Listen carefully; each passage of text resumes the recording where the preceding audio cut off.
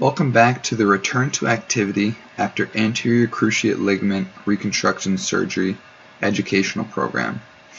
This is the 5th unit where we will discuss different dynamic exercises intended to improve neuromuscular control, strength, and endurance in your operative limb in preparation for returning to sports and recreational activity.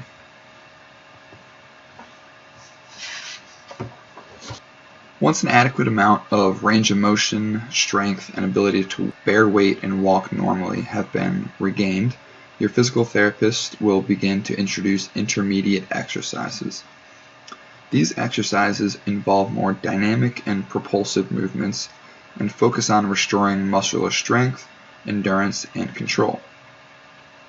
Another goal for this stage of rehabilitation is restoring symmetry between the healthy and uninjured limb. While the initiation of this stage of rehabilitation is largely dependent on an individual's rehabilitation progression, as well as the physical therapist's judgment, these programs are typically begun at about 3 months post-operative.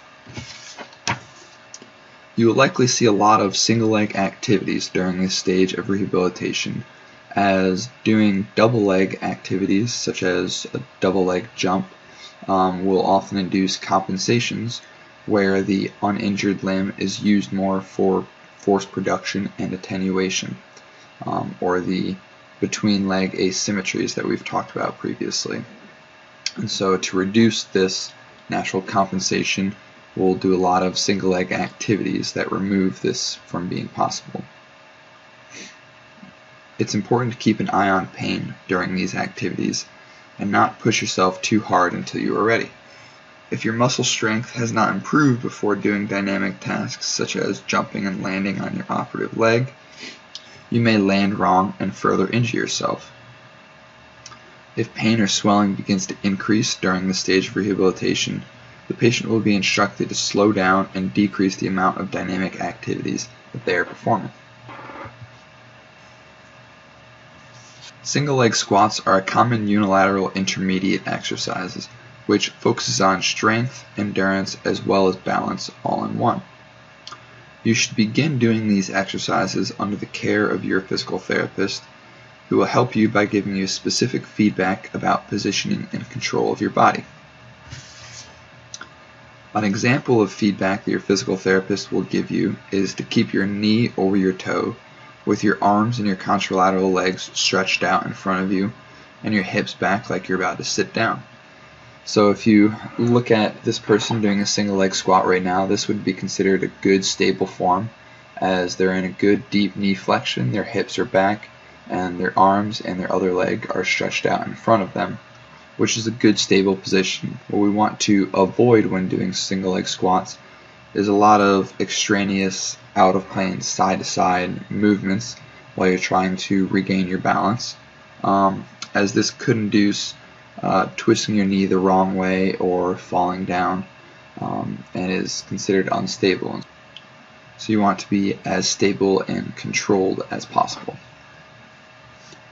Single leg hopping tasks have been introduced into ACL reconstruction rehabilitation programs for quite a long time, and are intended to test the dynamic neuromuscular control of the healing limb without allowing for compensation of strength and power of the other uninjured limb during bilateral jumping tasks.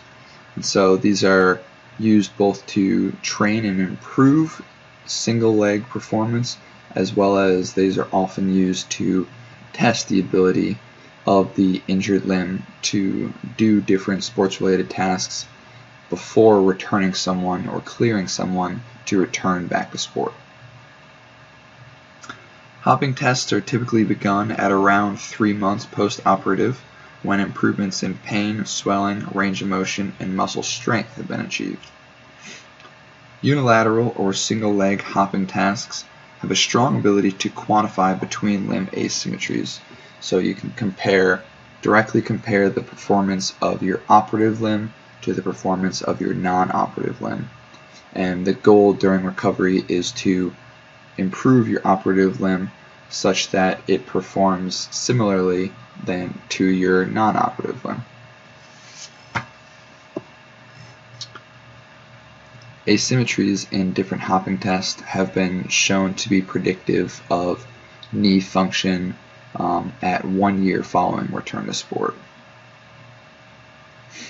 Most physical therapists and research scientists suggest that symmetry should be improved to approximately 90% before an athlete has been considered to have recovered the healing limb enough such that he or she is ready to return back to sport. So, for example, if you are able to hop 200 centimeters on your uninjured limb, you would need to be able to hop 180 centimeters on your healing limb to have a 90% symmetry in this hopping test. Recent studies have shown that less than half of ACL reconstructed patients are able to complete a series of single-leg hopping tasks with greater than 90% symmetry between legs. Another important piece is endurance, which we talked about previously as being very important to work on during rehabilitation. A recent study found that in a group of ACL reconstructed patients at about 6 months post-operative who had normal symmetry values at baseline, in this group of patients, following a fatiguing protocol, about 68% of them had a decrease in symmetry in hopping tests, where their reconstructed limb fatigued faster than their healthy limb. During sport, fatigue is likely inevitable, and there's a lot of evidence that ties fatigue to different athletic injuries. And so working on your endurance or your physical fitness during rehabilitation will also likely improve the outcomes when you return to sport. 4 extremely common hopping tests are the single leg hop for distance, the triple hop for distance, crossover hop, and 6-meter timed hop. So the single, triple, and crossover hop are all done for distance, where you're trying to move as far as you possibly can.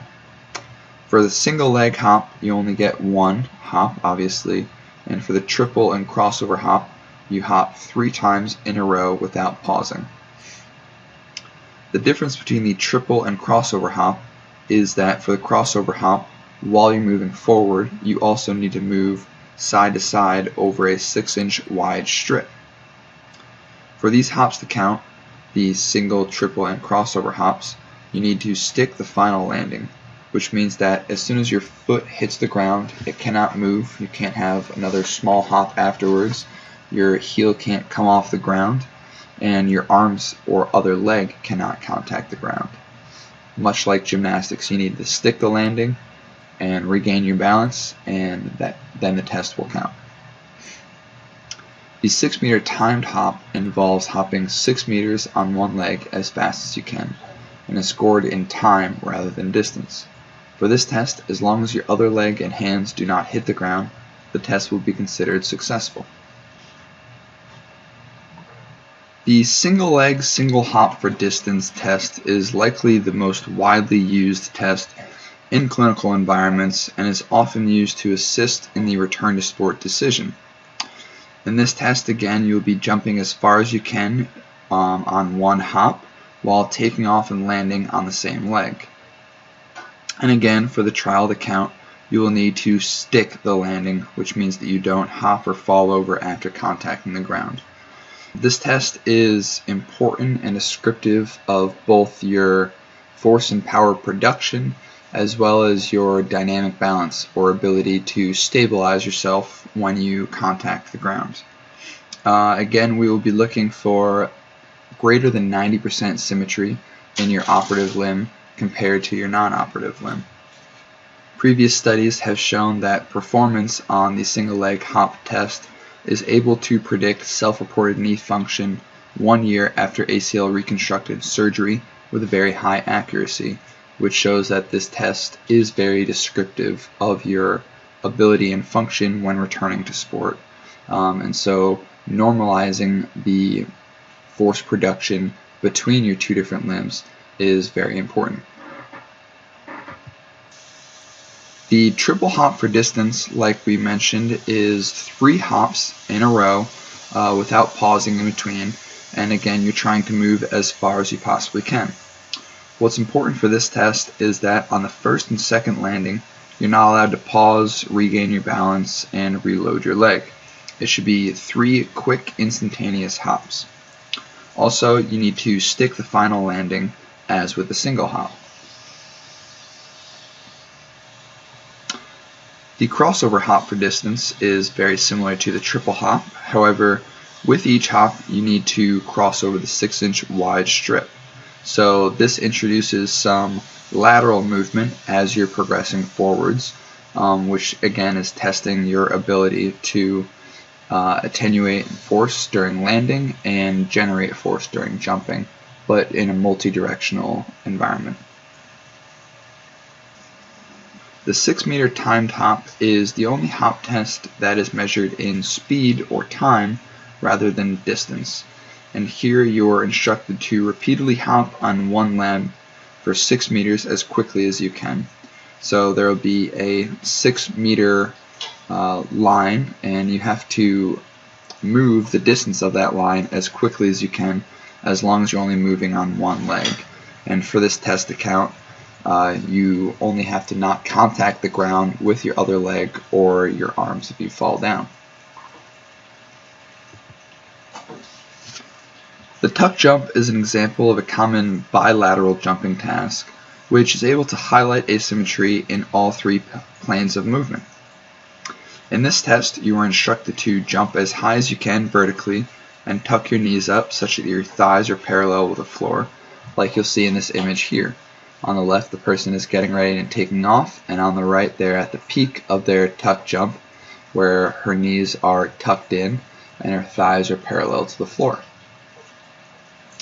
Usually, this is repeated continuously for about 10 seconds. Proper technique of this movement involves minimal lateral movement of the trunk and lower extremities, which involves a great deal of neuromuscular control.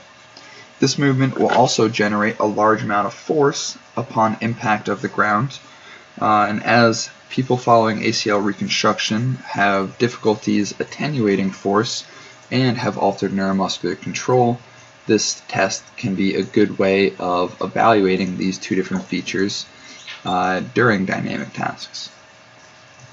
During this task, you should contact the ground with your knees slightly flexed and go through a good deep knee flexion as you catch yourself and slow your momentum. And you should try to limit frontal plane knee motion, like we talked about before, where your knees stay in line with your ankles and your feet. Your clinician or physical therapist will be looking for a variety of different features of movement control during this task and will be scoring you on your ability. For example, they will look for symmetry between them when the legs contact the ground, as well as symmetry between thigh height at the jump's peak and throughout the rising and falling portion of the jump. They will also make sure that the feet are shoulder width upon landing or contacting the ground, and they're not staggered, or one being in front of the other. Another thing they will look at is making sure that the knees are not tending to knock together in dynamic knee valgus, and that they are loaded directly above your feet and ankles in a good symmetrical position. Finally, they will be looking to see if you are pausing too long in between jumps, or if you're not landing in the same place that you took off from. And they'll be looking to see if your performance declines over the course of 10 seconds, which is reflective of your endurance. Thank you for participating in the Return to Activity Following ACL Reconstructing Surgery educational program. This was the final online video. Next week we will have a group-based discussion